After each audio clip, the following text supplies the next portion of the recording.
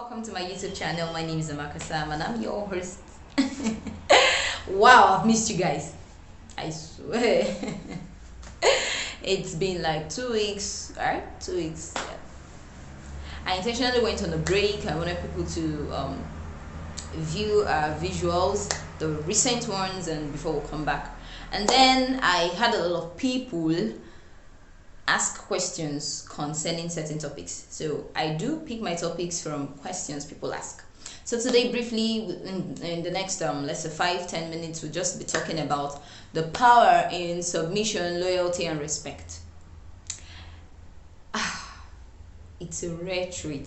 It's a rare trait in this generation. Like, people are looking for loyalists. People are looking for people who will submit to them, not really be a slave. The problem is, we think loyalty is slavery. There's a thin line anyway, between loyalty and slavery. But the problem is, we assume that the moment you're submissive to somebody or loyal to somebody, then it means you're a slave. The person will take advantage of it and start using you. But the truth is this: there is power in loyalty.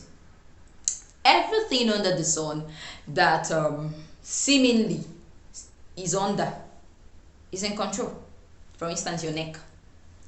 The neck is seemingly under, right? The head is like, I'm the head. But if this neck doesn't turn, this head will be stiff. In fact, it's useless. Because, come on, you're just there. Okay, just have a slight pain on your neck. Very slight pain. You you will lose your peace because you just can't. You want to look at somebody here, you have to turn like this, you have to move the whole of your body. Are you seeing how much in control the neck is? It's so in control. Even though it seems to be under, your legs seem to be under, but if your legs are not working, you won't move. If your legs just decide not to move, Okwechiri like this, say it's not moving. Mogbe, you've turned cripple. Now the whole body, both the head, everything is static. You're not moving. Your car, the tires are under. With the engine, the exhaust, the blah blah blah, the engineers have put in it. If the tires don't move, that car will be static. It's the same thing when you're submissive. We need to understand the power in submission. It is very powerful. Let me tell you how. The problem is most of those people that God has put wealth in their hands, put opportunities in their hands, these people called destiny helpers, right? They lack loyalists. They are looking for people who will submit to them, who will serve them, they can hand over things to. Look at Daniel in the Bible. Look at Joseph in the Bible. These people were loyalists. They were submissive to their leaders. Imagine they were having loggerheads. Imagine they were like, me, big boy, serve you. They wouldn't have gotten, Joseph wouldn't have been a prime minister in a country where he's not even an indigene. God can use loyalty and submission to lift you. That is the sincere truth we do not know. You think you're being a slave to somebody? No. Be loyal. Be submissive. Don't just be there when things are good. Even in our relationships, marriages, no man wants to marry a woman that is only there when things are nice, and then the moment there's a little issue, she follows the next man. No man wants to end up with that kind of woman. If you can't be there for him when things are rough, why then are you his woman? Why then are you his wife? If you can't submit yourself to him. Now, see, the reason a lot of career women are unmarried, no disrespect to the married, understand what I'm saying.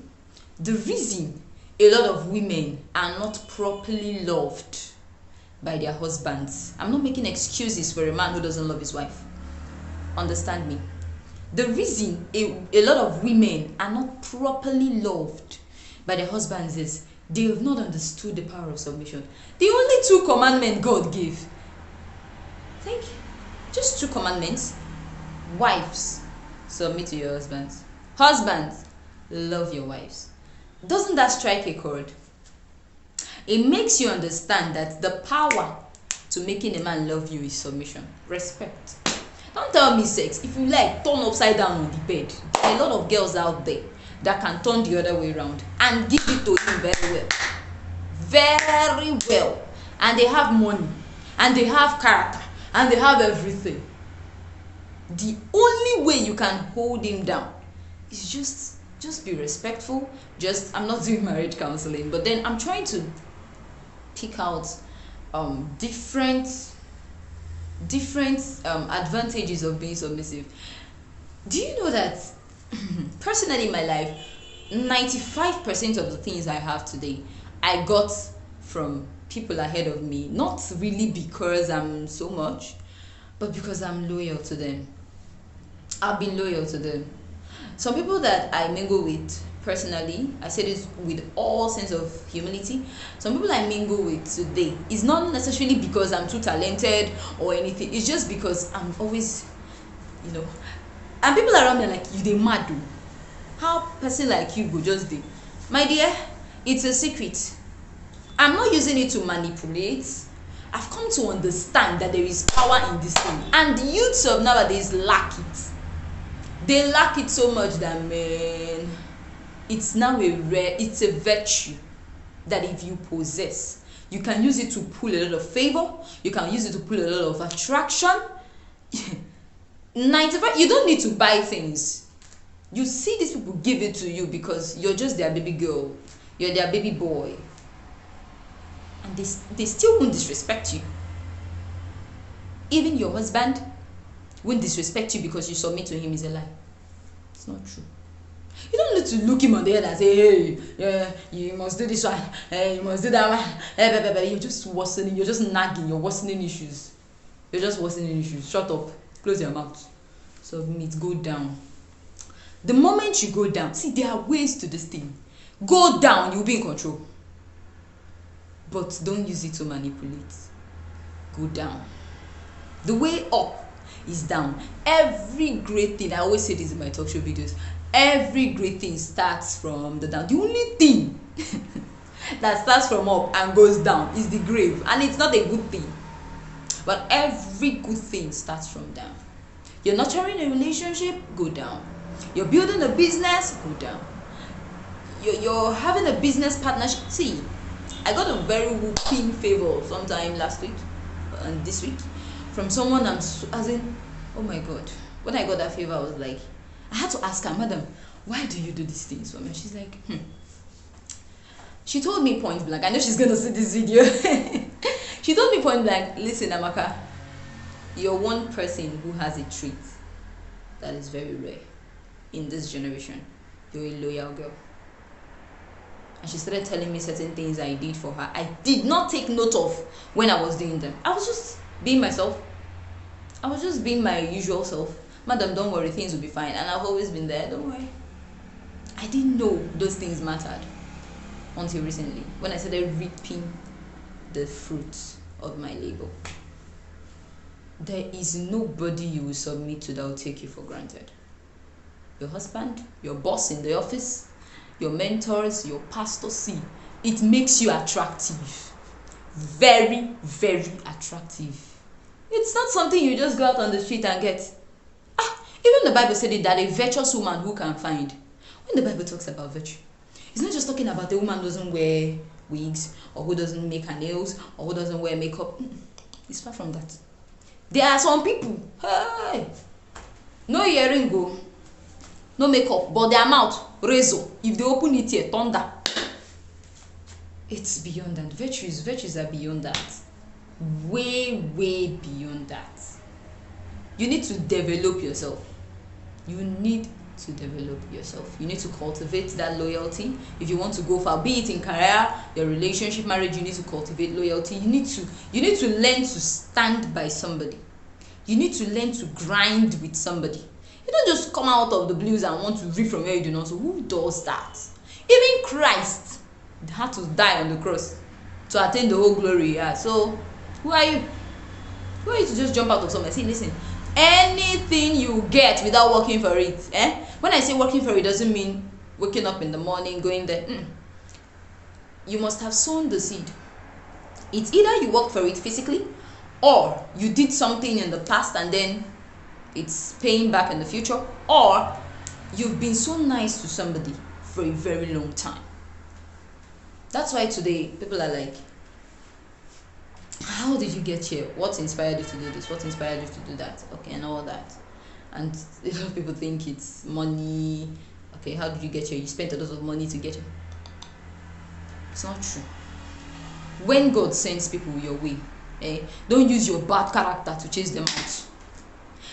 See, he might send them your way in January, and things might not be so rosy.